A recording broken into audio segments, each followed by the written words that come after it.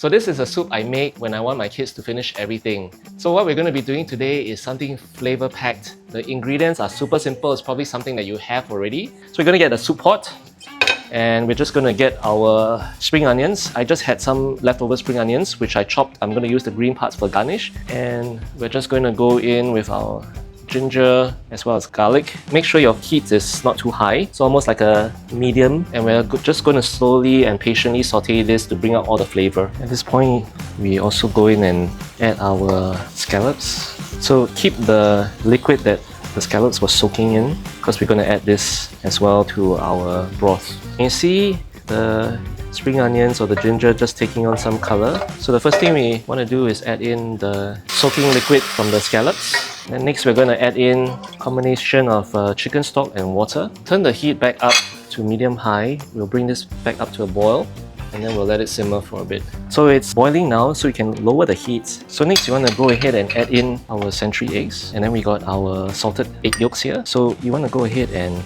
mash these. So this step is very important. So we mash them into much smaller pieces so that they can really dissolve and flavor the soup. And lastly, we have our soft tofu. We're also just going to slice it and add it in. So we are going to cover this back and let it simmer for another 3 to 4 minutes.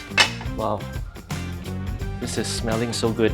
So what we're going to do next is cook our pork. We're adding it at this point because we don't want to overcook the pork. So we're just giving it basically 1 to 2 minutes to cook in this broth. So the minute it changes color, then we can move on to the next step. At this time, you can go ahead and also remove the spring onions. It's done its work. So this is pretty much done. Once we add in the vegetable and everything, your meat's going to be nicely cooked.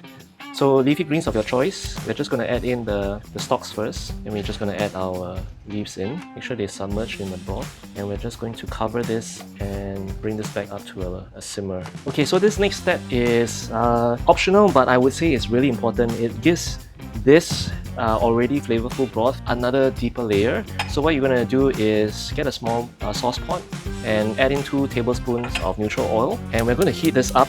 So this will sort of be a ginger sesame oil that we are going to finish on the top of the soup. So the minute you add your ginger in, you go ahead and turn the heat off. And this is where we're going to also add in our sesame oil. Alright, so our soup is almost done. So get your eggs, and we're just going to drizzle this in. So lastly, we're going to give this a taste, and you can adjust for seasoning. So I'm just going to add some white pepper in here, and also a bit of salt. We're going to take our ginger sesame oil, and we're just going to drizzle a little bit on the top just to finish off, and then you can top it off with some fried shallots and some spring onions. Alright, so there you have it. Something that's actually super quick. I can already smell it's going to be so comforting. Super excited to try this broth.